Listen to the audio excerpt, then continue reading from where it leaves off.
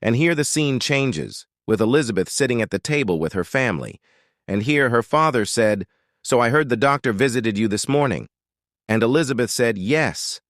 And here he asked her and said, "What did he say?" And here Elizabeth said, "He said that I'm still the same." And her father, "Is that so? Well, that's all. But more importantly, I think you should cover your neck more." And this is because he noticed the kiss marks on her neck. Here, Elizabeth looked nervously at the maid.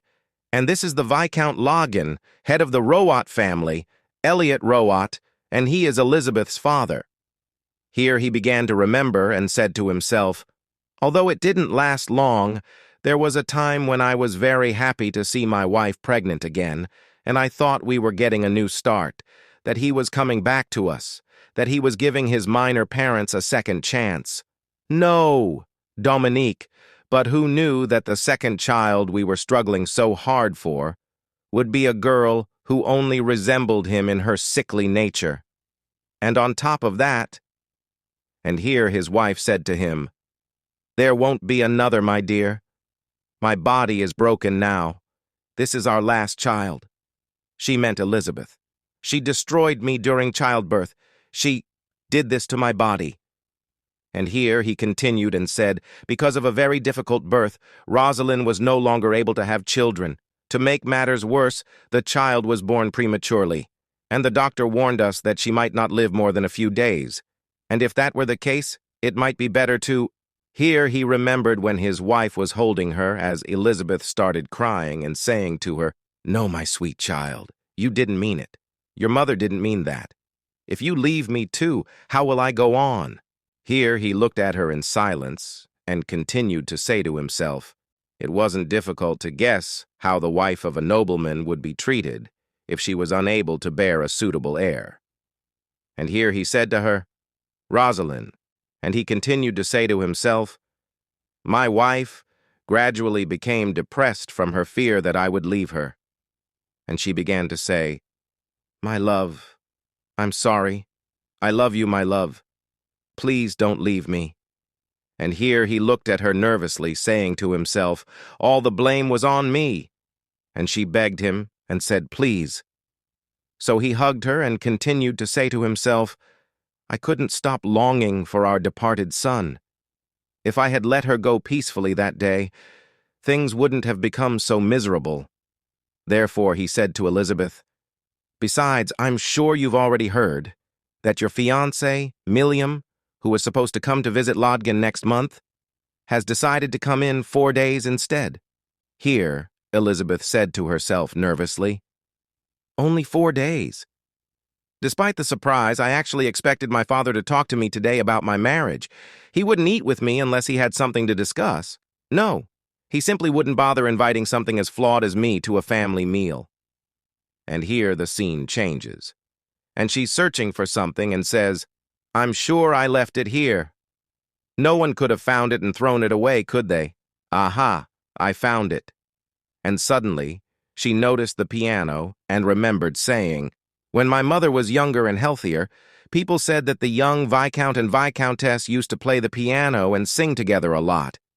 But I've never seen such a scene before in my life, so of course I didn't know how to play the piano.' Here she remembered when her mother used to put her hands on her face and say, 'Poor Elizabeth.'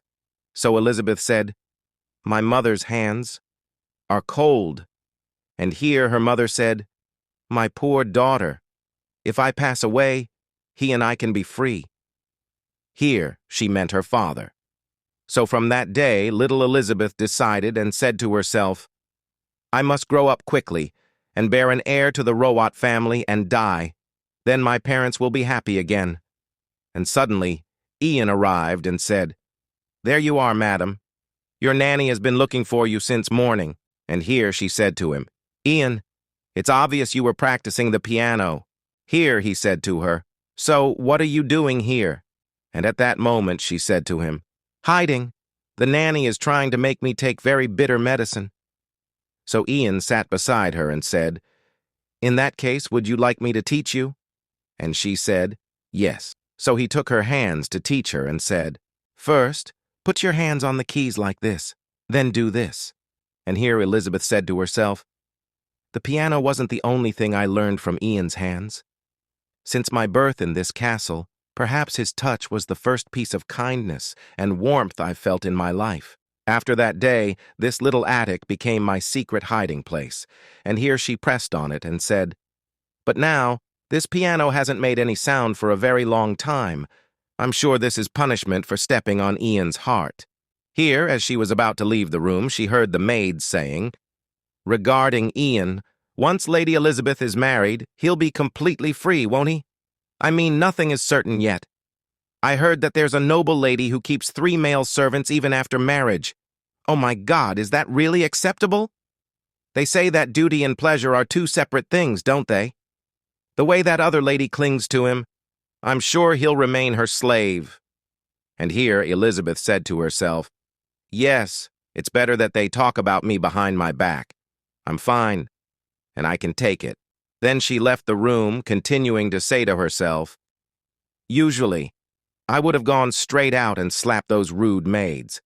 And when she returned to her room, she continued to say, "But that would only confirm their assumptions, so I couldn't force myself to leave the room." And suddenly, she went to the window quickly, saying to herself, "Is that Ian's voice?" And when she looked, she actually saw Ian, and she looked at him and said, "I'm responsible for the maid's bad talk about you.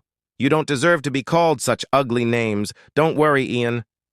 After I get married, I promise you that you will be—" But suddenly, a hand touched Ian, and it was the maid Ivana, so she was shocked and said, "That whore! How dare they?" And she went to them so quickly that she bumped into the maid who had spoken to her. "Lady," she said, "I am so sorry." But Elizabeth shouted at her, "Get away!" She continued her way, remembering when she was sitting at the table with her family. When her father said, "And besides, I must tell you something about your upcoming wedding. I spoke with your fiancé's father last summer.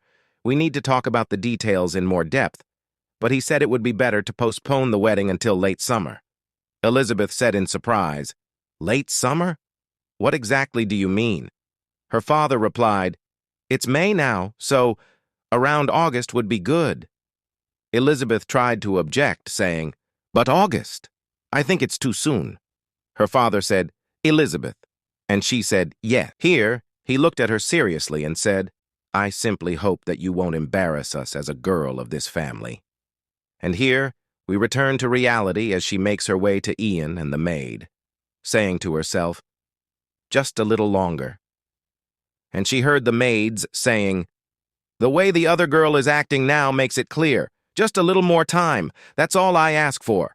How can we not have one peaceful day here? Poor Ivana and Ian. I completely understand the Viscount's feelings having a daughter like that. I'm not trying to keep Ian forever." And she continued to herself, "Our relationship will end very soon. It won't be long until my forced marriage, and even to the day of my death after giving birth to a child from a man I don't know. Until that day, I wanted to be able to appreciate the small things that Ian gave me. I wanted to be brave. So why doesn't he give me more time? After all, once everyone finds their great happiness, as punishment for all my sins, I'll be buried alone 6 feet deep anyway."